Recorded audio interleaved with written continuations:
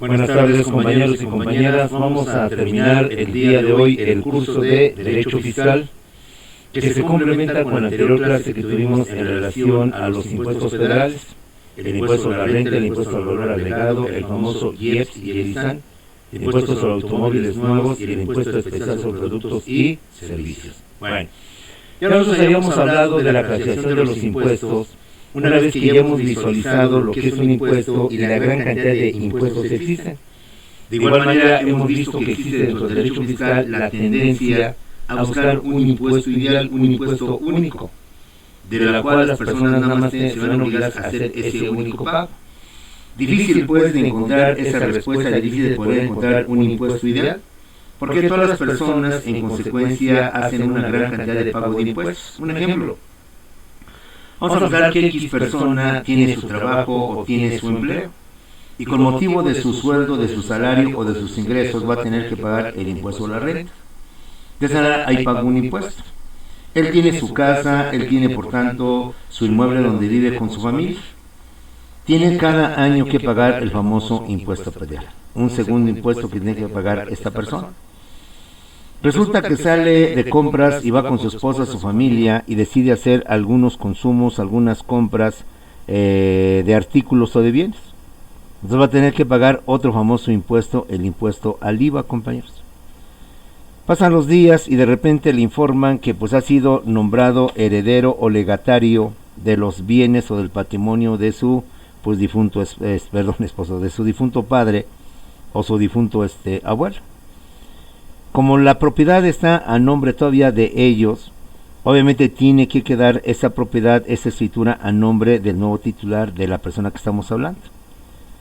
Con motivo de ese cambio de propietario, en donde se acredita que él es ahora el legítimo dueño, el legítimo heredero de dicho bien, y efecto de no tener problemas a futuro, va a tener que pagar el impuesto sobre el traslado del dominio, compañeros.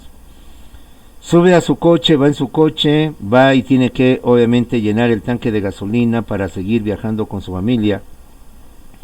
Y indirectamente, al momento en que él adquiere la gasolina para su coche, va a tener que pagar el famoso impuesto sobre la gasolina.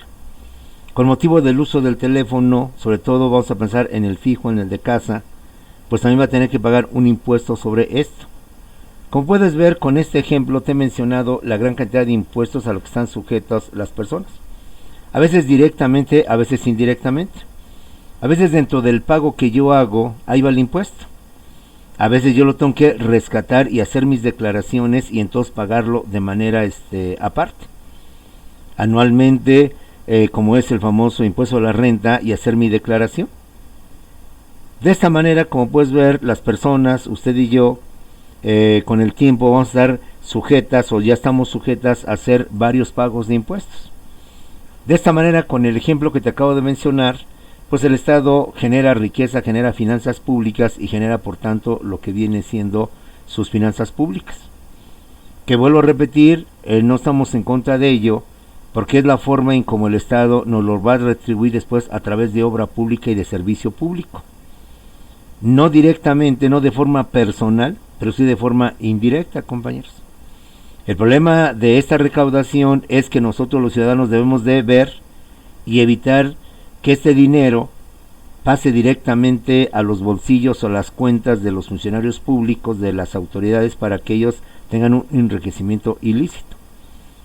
Pero eso solamente lo vamos a hablar cuando pues todos tengamos esa conciencia política, esa solidaridad social, de luchar por causas que realmente valgan la pena dentro de lo que viene siendo nuestro entorno, dentro de lo que viene siendo nuestra sociedad.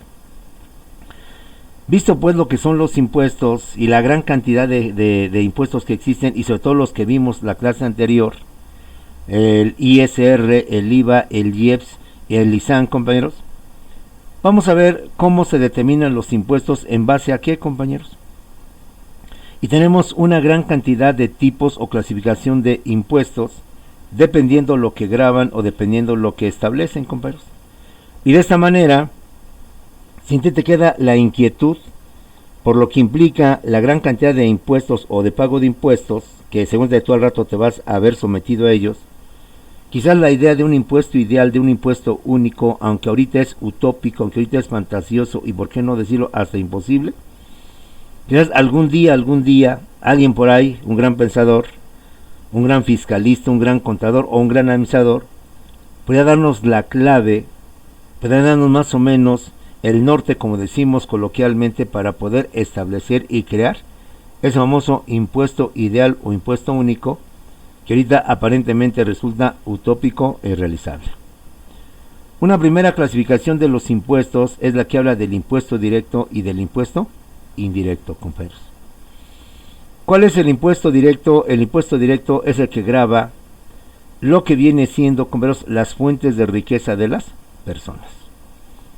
Se llama directo porque grava directamente todos aquellos ingresos o toda aquella fuente de riqueza que obtienen las personas.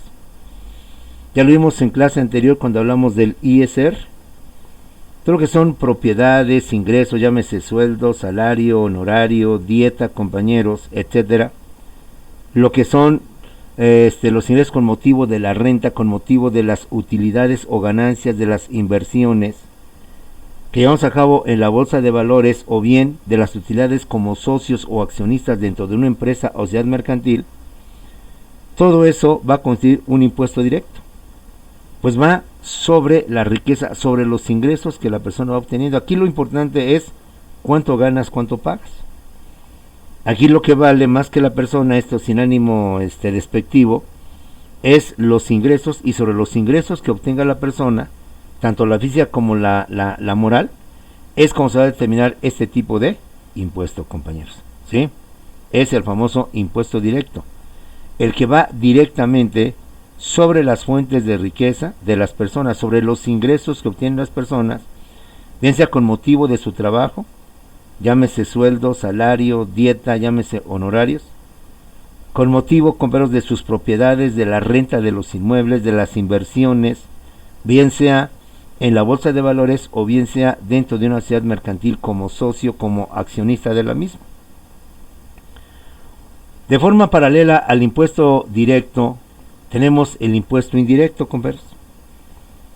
Se llama impuesto indirecto porque más bien va sobre el patrimonio, va sobre los servicios, compañeros, que se encuentran adheridos o inherentes al ser humano. De esa manera tenemos el famoso IVA, que más que afectar nuestros ingresos, va a afectar lo que consumimos. Y cada vez que llevamos a cabo el consumo de bienes y servicios, obviamente se va a aplicar lo que viene siendo un impuesto. Entonces, más que gravar directamente nuestra fuente de riqueza, nuestros ingresos, va a gravar lo que con motivo de esos ingresos nosotros podamos obtener. De esta manera, el consumo de todo lo que vienen siendo los artículos para satisfacer nuestras necesidades, la mayoría, no todas, van a causar ese famoso impuesto como impuesto indirecto. El impuesto indirecto, en pocas palabras, grava el consumo. No afecta directamente a los ingresos, o sea, no lo hace directamente sobre tu sueldo, sobre tu salario, sino lo que con tu salario vas a comprar con eso mismo. Entonces, más que afectar tu ingreso, va a afectar lo que viene siendo el consumo. Es decir, va a afectar lo que viene siendo el costo de los bienes y de los servicios. Como vimos en clase anterior, el más importante obviamente viene siendo el IVA, el impuesto al valor agregado. Aunque no por ello deja de ser importante el ISAN, el impuesto sobre automóviles nuevos. De esta manera, si con motivo de tus ingresos compramos un automóvil, un coche, obviamente quien se va a afectar no va a ser tu ingreso, bueno, indirectamente. Quien se va a afectar de manera clara va a ser justamente ese consumo, esa adquisición de lo que viene siendo ese bien, compañeros. Los bienes indirectos, los impuestos indirectos son los que gravan el consumo. Son los que no afectan a los ingresos, sino que el impuesto recae sobre el costo de los bienes y los servicios. Y sobre lo que me cueste un bien, un servicio, un coche, una casa, es sobre lo cual me van a establecer un impuesto, más que sobre mis ingresos. Aquí no importa lo que yo esté ganando, aquí lo que importa es lo que yo estoy comprando, lo que estoy consumiendo y el valor de lo que implica ese consumo. Como ejemplos típicos del impuesto indirecto, pues viene siendo justamente el IVA y el ISAN, el impuesto al valor agregado y el impuesto sobre automóviles nuevos.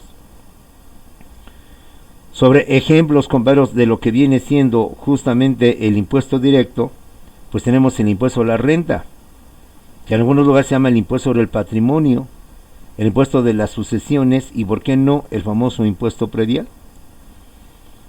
De esa manera, la casa, el coche que uno tiene, la casa, el inmueble que uno tiene, de alguna manera es un ingreso, de alguna manera forma parte de mi patrimonio, y entonces ahí estaría gravándose este tipo de ingreso que se obtiene a través de especie. Otra de las clasificaciones más de los impuestos es el impuesto subjetivo, en contraposición al impuesto objetivo, compañeros. ¿Cuál es el impuesto subjetivo en contraposición al impuesto subjetivo? El impuesto subjetivo es el que toma en cuenta las condiciones y circunstancias de lo que viene siendo la persona. Aquí subjetivo se refiere al sujeto, o subjetivo deriva de lo que es sujeto. Por lo tanto, este impuesto se va a establecer de acuerdo a las condiciones, a las circunstancias y a las características propias de lo que viene siendo la persona. De tal manera que no es lo mismo cobrarle impuestos a una persona con altos ingresos a una persona que apenas gana el mínimo. De hecho, recuerda que el mínimo está exento de impuesto. De tal manera que tenemos que visualizar cuáles son las condiciones de las personas dentro de la sociedad, y de esta manera nosotros pues establecer justamente lo que viene siendo el famoso impuesto. Quizás con esto se comprueba uno de los principios que vimos de los impuestos. A mayores ingresos, mayores impuestos. A mayor solvencia económica, mayor impuesto. A mayores ingresos, mayor capacidad de contributiva y mayor capacidad para apoyar las finanzas públicas. A menor ingreso, pues es obviamente menor carga fiscal, menor impuesto. De esta manera mantener un equilibrio, una igualdad, una proporcionalidad entre lo que vienen siendo los impuestos. De esa manera, repetimos, el impuesto subjetivo es el que va a tomar en cuenta las condiciones, las características y las circunstancias especiales en que se encuentra o lo que viene estando la persona. Y según sus condiciones económicas o sus condiciones es como se va a determinar pues lo que viene siendo el impuesto. Recuerda, compañeros, que el impuesto a la renta en cuanto a la persona física o al contribuyente de persona física no hay una tasa rasa, no hay un mismo porcentaje, sino que depende de la suma total de ingresos en cómo se establecerá cuánto se va a pagar de tal manera. Hay una tabla sobre las tasas del impuesto a la renta en cuanto a los ingresos, entonces sobre lo que la persona va ganando se va a fijar una tasa, y entre más tengas, más ingresos tengas, obviamente la tasa va a ser más alta. Entre menos ingresos tengas, pues lógico, menos van a tener que ser tu tasa gravable o tu impuesto, compañeros. Ese sería el impuesto subjetivo del sujeto. En cambio, el impuesto objetivo, compañeros, no toma en cuenta las condiciones, las características o las circunstancias de lo que viene siendo la persona. Simplemente toma en cuenta lo que viene siendo pues su riqueza, su fuente de su riqueza. Hace a un lado las condiciones, las características. Y de esta manera establece un impuesto sobre un bien, sobre un producto, seas pobre, seas rico, tengas o no tengas dinero y lo compras, pagas el impuesto. O sea, no hay una distinción en base a que se tenga que pagar menos o más. Si el consumo de ciertos bienes, de ciertos productos ya trae el 15 o el 16% o el 20% o X tasa, entonces lo mismo el pobre que el rico, lo mismo la persona de altos ingresos que la de escasos ingresos va a tener que pagar la misma tasa, el 15, el 10%. Entonces ese es un impuesto objetivo, el que no va a tomar en cuenta las condiciones, las características o las circunstancias bajo las cuales se encuentra la persona. Simplemente tú has hecho o has sido objeto del acto del hecho imponible, de la materia imponible. Por tanto, al actualizarlo, potencializar dicho supuesto que establece la ley, en automático vas a tener que pagar, sin importar tus condiciones o tu situación. Se establece que el IVA en ciertos productos todo es el 16%, y sean pobres o sean ricos, con alta solvencia económica o baja solvencia económica, van a pagar lo mismo porque es un impuesto objetivo. No toma en cuenta las características del sujeto, las condiciones o lo que es su situación del sujeto, compañeros. ¿Sale? Bueno. Otra clasificación más de los impuestos son los impuestos reales en contraposición a los impuestos personales. Los impuestos reales en contraposición a lo que vienen siendo los famosos impuestos personales, compañeros. ¿Cuáles vienen siendo los impuestos reales? Los impuestos reales son los que no toman en cuenta las condiciones de las personas o del contribuyente, sino que solo toman en cuenta los bienes, cosas o patrimonio que tienen y que por tanto se gravan, compañeros. Aquí lo importante no es la persona sin ánimo despectivo, sino lo importante es tu patrimonio, los bienes con los cuales cuentas o con los cuales tienes a tu disposición. Se llaman impuestos reales porque dentro del derecho, a todo lo que implica propiedad, se le llaman los derechos reales. Y tenemos una gran cantidad de derechos reales. Los derechos de propiedad, de copropiedad, de uso, de usufructo, de habitación, de prenda, de hipoteca, compañeros. Todo esto que implica ser dueño, ser propietario de un bien, va a implicar por tanto un impuesto. ¿Sí? Acuérdate que dentro del derecho se habla de los bienes muebles y de los bienes inmuebles, que nosotros también debemos de saber manejar, precisamente para saber si son o no son objeto de impuesto o de gravamen. Los bienes muebles son los que se pueden mover, los que se pueden trasladar de un lugar a otro por sí mismos o con apoyo o con ayuda de alguien, compañeros. Los coches, las computadoras, los aparatos electrodomésticos, todo eso vienen siendo bienes muebles. Y algunos de ellos, como tú bien lo sabes, pues van a causar por tanto un impuesto. Entonces aquí la clave es que yo voy a gravar la propiedad, el bien, sin importar quién la compra, quién la venda, quién la adquiera, simplemente el bien ya por sí mismo lleva su gravamen.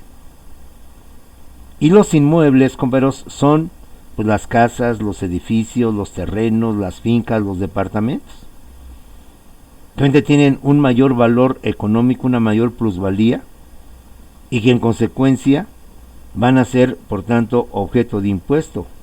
Por aquí lo que estoy grabando, o lo que el gobierno va a grabar, es la propiedad, es el objeto, es el bien, a través de sus diversas formas, que repito, llámese compraventa, llámese donación, llámese propiedad, copropiedad, llámese condómino o condominio, llámese uso, usufructo, prenda, hipoteca, que es una gran cantidad de figuras que debemos de conocer o visualizar para efectos de lo que vienen siendo los famosos impuestos reales, compañeros. ¿Sí? Esos impuestos afectan a los bienes, sin tomar en cuenta a sus dueños, sin tomar en cuenta a su persona. Simplemente el hecho de ser el propietario de ese bien, de esa finca, pues simplemente es, voy a gravar esa finca. Creo que el ejemplo típico del impuesto real son justamente el impuesto predial, compañeros. ¿Sí? Porque pues todos tenemos, bueno, al menos papá, mamá tiene su casa, tiene su departamento, y año con año tiene que pagar el famoso impuesto predial, según el valor de la casa, según el valor del inmueble, es la tasa que te van a fijar, porque no es lo mismo una residencia en Santa Fe, pues que una casa, no sé si no me de ofender, en Xochimilco, ¿verdad? Porque te va a tener mayor valor, mayor plusvalía, mayor valor comercial los terrenos de Santa Fe que los terrenos que se encuentren, insisto, sin ofender, llámese Xochimilco, llámese X lugar o X zona. Otro ejemplo de impuesto real es el famoso impuesto sobre el traslado del dominio. En ese momento no importa la persona, puede ser quien reciba la herencia y por tanto reciba el patrimonio, pues a lo mejor una persona de escasos recursos, y que muchas veces justamente por ser de escasos recursos, el testador antes de morir deja que esa persona a través del patrimonio de lo que va a dejar, pues pueda mejorar su economía. El problema es que para la ley pues no importa si tienes o no tienes dinero, lo que importa es que tú ahorita, con motivo de la herencia, con motivo del testamento, ahora eres el nuevo heredero propietario de lo que viene siendo ese terreno o ese inmueble. Y como te dije hace rato, para hacer y acreditar que ahora soy el nuevo propietario, porque legalmente, mientras no hagas el cambio de propietario, pues tu abuelo o quien sea, aunque esté difunto, sigue siendo el dueño. Y difícilmente tú podrás acreditar esa propiedad hasta en tanto no tengas el título que te acredita como dueño y propietario legítimo, y hasta en tanto no hayas pagado no solo los pagos del notario, no solamente los pagos del protocolo de la escritura pública, sino también los pagos del impuesto sobre el tratado de dominio, que de hecho muchas veces el notario público, mientras no hagas tú todos los pagos, es decir, predial, agua y demás cuestiones, y sobre todo el tratado de dominio, difícilmente el notario te va a escriturar. Tendrás que acreditar que has cubierto todas las deudas o los pagos necesarios, y pues con eso procederá a hacer la escritura pública, compañeros. Esos serían los impuestos reales, los que no toman en cuenta las condiciones personales del contribuyente, sino que solo toman en cuenta los bienes o cosas que gravan. Afecta por tanto a los bienes sin tomar en cuenta a su dueño. Aquí se da de ejemplo el impuesto predial, el impuesto sobre traslado de dominio. En contraposición a los impuestos reales, que se refieren a las propiedades, a las posesiones, a las cosas, a los bienes, tenemos los bienes personales, compañeros. Los bienes personales son los que van a recaer sobre la persona, pero más que la persona, sobre su capacidad o su solvencia económica, y por tanto su capacidad o su solvencia contributiva, compañeros. ¿Sí? Esto es, el impuesto se va a establecer de acuerdo a la capacidad de la persona, tanto económica como por tanto contributiva, lo que hace rato también decíamos, de alguna manera vienen siendo similares. A mayores ingresos, mayor capacidad. A mayores ingresos, mayor capacidad de contribuir, de aportar dinero al erario público. En consecuencia, el impuesto personal es que se va a determinar en base a la capacidad contributiva, en base a la capacidad, compañeros, de la persona, sin importar tus propiedades, tus bienes. A mí lo que aquí más me interesa es tu solvencia económica y por tanto tu capacidad contributiva, para que de esa manera yo pueda solventar lo que vienen siendo tus impuestos. Recuerda que el impuesto a la renta, compañeros, aunque en las personas morales es tasa fija, tasa rasa del 30%, para las personas físicas no es una tasa rasa en donde todos van a pagar la misma, sino que va a depender de la suma total de ingresos que obtenga cada persona, y de acuerdo a esa suma total de ingresos que haya tenido la persona, menos las deducciones que la ley establece o que la ley autoriza, para de esa manera descontarlo, deducirlo de tus ingresos totales, y de acuerdo con la tabla que al efecto establece la ley, donde establece los montos y la tasa o el porcentaje que debe de pagarse según el monto, es como se va a pagar, por tanto, el famoso impuesto personal, compañeros. ¿Sí? El impuesto personal, de esta manera, es el que va a establecer o se va a tomar en cuenta simplemente la capacidad y la solvencia económica y por tanto contributiva de la persona. Difícilmente se establecerán impuestos personales onerosos a personas de escasos recursos o de muy poca solvencia económica. Digo, aparte del principio ético y moral y jurídico, es además un principio pues que no podemos soslayar en ese sentido.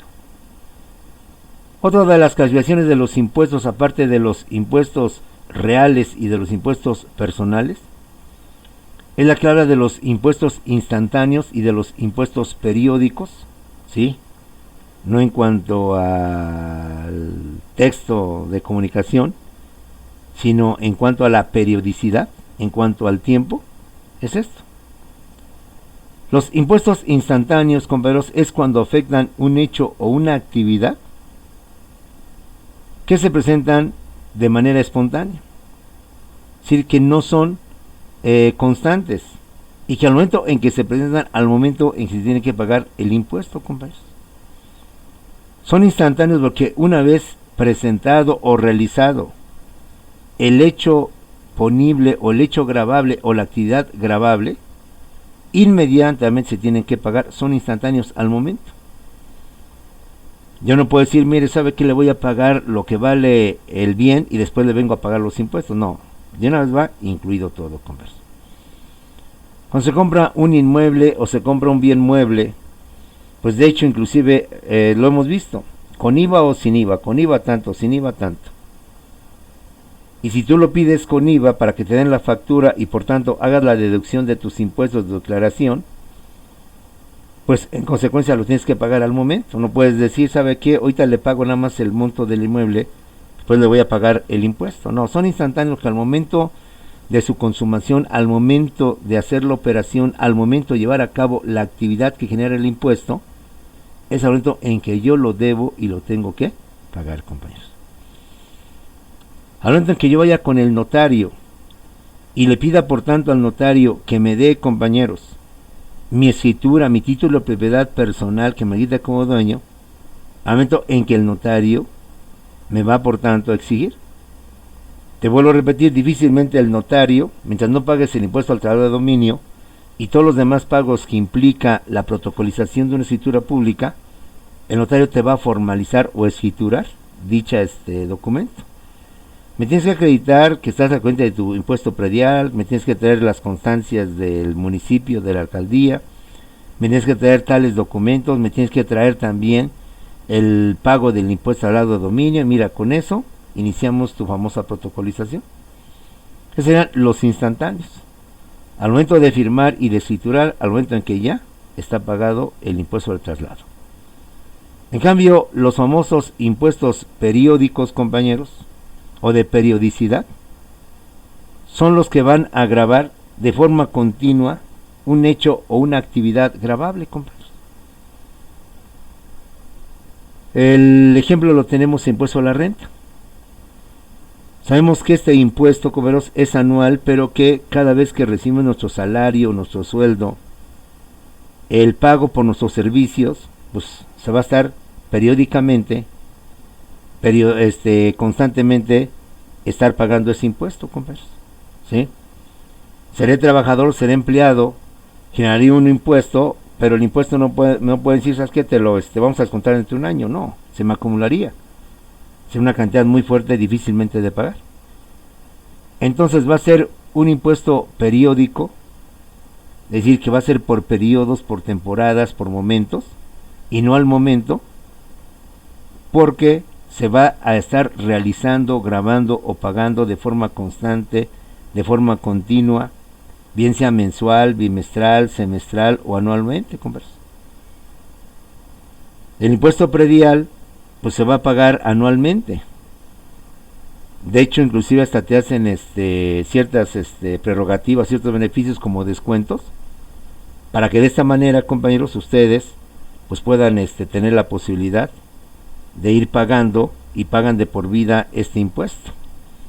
Así muere el titular, venga el nuevo titular, hay que seguir pagando ese famoso impuesto. Es un impuesto por periodos, por etapas. Bien. Otra legislación de los impuestos, compañeros, es la que tenemos en impuestos generales en contraposición a los impuestos específicos, compañeros. Los impuestos generales son los que gravan a distintas actividades o distintos bienes. La agricultura, la ganadería, la pesca, la silvicultura, compañeros, todos ellos son actividades que van a gravarse y van a ser, por tanto, impuestos generales, compañeros. En relación a los generales tenemos los especiales. A los impuestos especiales o específicos también se les llama específicos analíticos, ¿sí? O particulares o parciales. A los impuestos especiales también se les llama específicos analíticos, compañeros, parciales o particulares.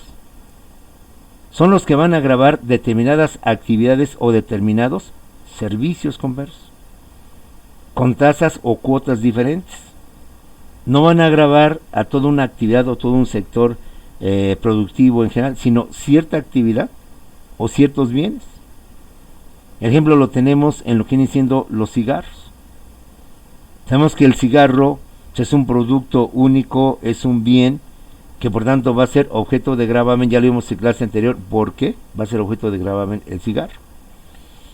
Ya para terminar, compañeros, tenemos lo que vienen siendo los impuestos con fines fiscales en contraposición a los impuestos con fines extrafiscales, compañeros. Los impuestos con fines fiscales son precisamente los que se van a recaudar para financiar los gastos públicos del Estado, para poder satisfacer a la población los servicios públicos que necesita. Y de hecho es la esencia del impuesto. Establecerlos para que de esta manera el Estado obtenga ingresos, obtenga dinero y pueda por tanto dar servicios públicos a la sociedad. En cambio, los impuestos con fines no fiscales o fines extrafiscales son los que se establecen, compañeros, cuya finalidad no es eminentemente ayudar o incrementar las finanzas públicas, sino que tienen un fin distinto para poder cumplir un objetivo, una actividad. El ejemplo lo tenemos en las Olimpiadas de México 68, cuando el gobierno organizó dichas Olimpiadas. Sabemos que organizar unas Olimpiadas implica muchos gastos, mucho dinero que no podemos sustraer del gasto público, porque el gasto público ya está definido y establecido. En qué se va a invertir, cómo se va a invertir y en qué se va a gastar. Por eso hay una ley de presupuesto de egresos de la Federación y una ley de ingresos de la Federación que ya visualizamos en clases anteriores. Entonces el presupuesto ya está definido, ya está establecido. Y no podemos sacar de ese presupuesto y destinarlo a otros fines, sobre todo que no son para lo que es servicios públicos, sino para llevar a cabo en nuestro país un evento deportivo de carácter mundial que implica estadios, que implica unidades habitacionales, lo que usted quiera. Entonces va a crear un impuesto con fines extrafiscales únicamente, no para incrementar las finanzas públicas del gobierno, sino para poder cumplir con una meta, con un objetivo, con una actividad a nivel mundial. De esa manera recuerda que en el 68 con Gustavo Díaz Ordaz se establece el impuesto sobre tenencia de vehículos, que no existía. Pero una forma de poder solventar los gastos de la Olimpiada, construcción de estadios, mantenimiento de estadios y demás cosas, fue precisamente crear durante 2 años dicho impuesto y de esa manera el Estado no desviar sus recursos fiscales y poder cumplir con este evento deportivo mundial. Y aunque originalmente se estableció para 2 años, al ver en los gobiernos que se ganan buenas utilidades, buen dinero, pues se dejó y permaneció y se mantiene hasta la fecha. Ahí tenemos, por tanto, jóvenes, las diversas clasificaciones de los impuestos. Con eso terminamos lo que viene siendo nuestro curso, compañeros. Terminamos lo que viene siendo esta clase de Derecho Fiscal, para posiblemente reanudar lo que viene siendo el siguiente cuatrimestre y seguir avanzando en tus estudios de licenciatura.